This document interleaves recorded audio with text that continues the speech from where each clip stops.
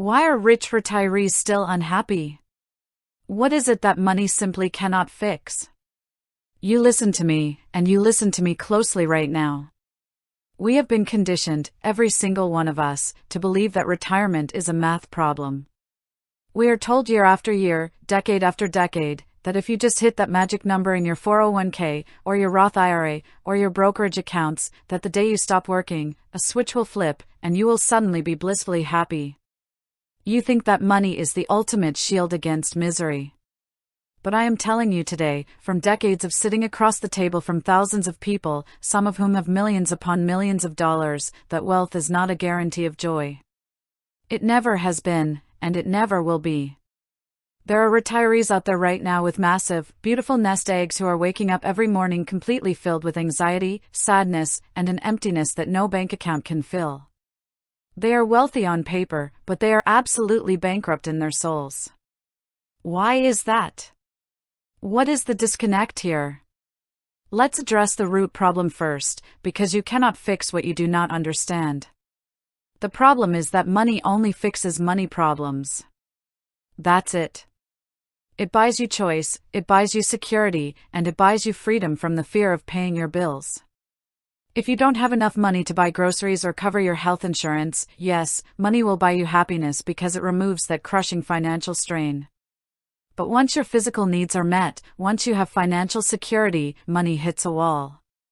It cannot buy you a reason to get out of bed in the morning. When you spent 40 years building a career, your identity was tied to your paycheck, your title, and your productivity. You knew exactly who you were because the world told you who you were based on what you did and what you earned. The day you retire, that identity vanishes. If you haven't done the deep internal work to figure out who you are without your job, you are going to feel lost, invisible, and completely irrelevant, no matter how rich you are. You also have to look at what money does to your relationships, because this is a massive area where rich retirees suffer in silence. They assume that having money means their family life will be perfect. But money often masks deep, underlying fractures in relationships until you retire and no longer have a job to hide behind.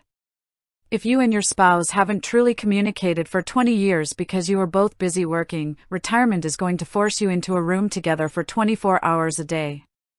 Suddenly, you realize you don't even know each other anymore. Or worse, your wealth becomes a battlefield with your adult children. You find yourself cutting checks, paying off their debts, or funding their lifestyles out of guilt or a desire to control them, and all it does is breed resentment and financial codependency. Money cannot buy love, it cannot buy a harmonious marriage, and it cannot buy a child's respect. If those areas of your life are broken, a bigger retirement account will only amplify the volume of that brokenness. So, what is the actionable takeaway here? How do you avoid becoming a rich, miserable retiree, or how do you fix it if you are already there? First and foremost, you must shift your definition of wealth. True wealth is not just about your net worth, it is about your self-worth. You need to start investing in your emotional and spiritual portfolio with the exact same discipline, intensity, and focus that you used to build your financial portfolio. You need to create a non-financial retirement plan right now. Sit down with a piece of paper and write down what your new purpose is going to be. Are you going to volunteer for a cause that makes your heart sing? Are you going to start a small, low-stress business, or take on a part-time role not because you need the money, but because you want the mental stimulation and social connection? Are you going to mentor young people in your former industry? You need a reason to put your feet on the floor every morning that has absolutely nothing to do with making money. Next, you must address your relationship with your money. If you are paralyzed by the fear of spending your nest egg, you need to stress test your plan so you can finally find peace of mind. Put 3 to 5 years' worth of your living expenses into safe, liquid, short to intermediate term accounts, like high-yield savings accounts or short-term treasuries. Knowing that your immediate bills are covered for years to come, regardless of what the stock market does, gives you the emotional permission to leave the rest of your money invested to grow, and it gives you the freedom to actually spend your money on the things that bring you joy today.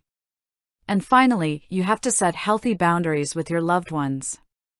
Stop using your money as a substitute for your presence or as a tool to fix emotional problems.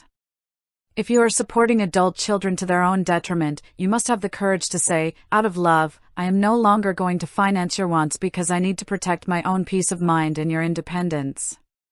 Reconnect with your spouse, face the awkward silences, and build a life based on shared experiences rather than shared expenses. Remember, the goal of life is to be a master of your money, not a slave to it. Money is an incredible tool. It can buy you comfort, it can pay for top-tier healthcare, and it can protect you from the unexpected curveballs of life. But it is a miserable god. It will never love you back, it will never give you a hug, and it will never tell you that your life mattered.